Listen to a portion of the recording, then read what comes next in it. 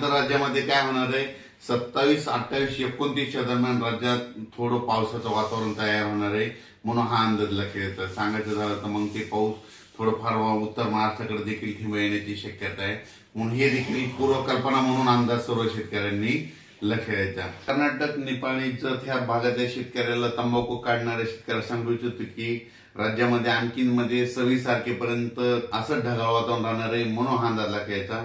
पण 28, 29 दरम्यान राज्यात वातावरण थोडं खराब होणार आहे, बिघाड होणार आहे, म्हणून हे अंदाज सर्व तंबाखू काढणाऱ्या शेतकऱ्यांनी सर्व अंदाज सर्व शेतकऱ्यांनी लक्षात द्यायचा.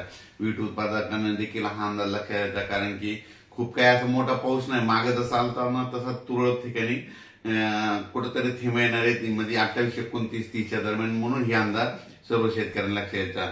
उत्तर महाराष्ट्रातल्या सर्व शेतकऱ्याला सांगू इच्छितो की 29, 30च्या दरम्यान, 28, 29, 30च्या दरम्यान तुमच्याकडं थोडं जास्त खराब वातावरण होणार आहे, ढगाळ वातावरण राहणार आहे, म्हणून उत्तर महाराष्ट्रातल्या शेतकऱ्यांनी हा अंदाज लक्षात द्यायचा.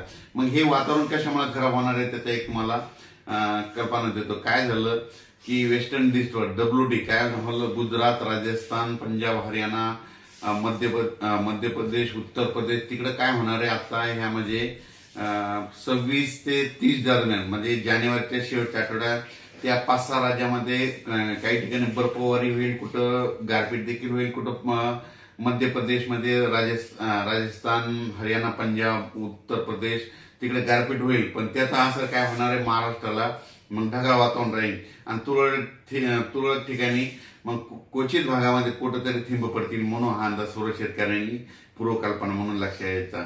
म्हणजे सांगायचं झालं तर मग फक्त महाराष्ट्रामध्ये ढगाळ वातावरण, तुरळक ठिकाणी 28, 29च्या दरम्यान कुठंतरी काही भागात अंशतः थेंब येण्याची शक्यता आहे, म्हणून हा अंदाज सर्व शेतकऱ्यांनी लक्षात द्यायचा.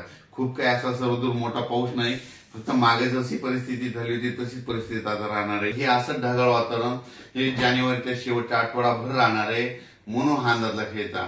मग राज्यात मग 28, 29, 30च्या दरम्यान काय होणार आहे, थोडं आणखीन याच्यापेक्षा जास्त वातावरणात बदल होणार आहे. मग ते कुठं होणार आहे, नंदुरबार जिल्हा, धुळे जिल्हा, जळगाव जिल्हा, नाशिक जिल्हा, त्याच्यानंतर अहिल्यानगर, पुणे जिल्हा, कोकणपट्टी पूर्ण, त्याच्यानंतर सातारा, सांगली, सोलापूर, कोल्हापूर ह्या पट्ट्यामध्ये काय होणार आहे, मग थोडं जास्त ढगाळ वातावरण राहील आणि तुरळक ठिकाणी थेंब देखील 28, 29च्या दरम्यान त्या पट्ट्यामध्ये येतील, म्हणून हे अंदाज त्या शेतकऱ्यांनी लक्षात घ्यावा आणि आपण आपल्या फवारणीचे नियोजन करावे.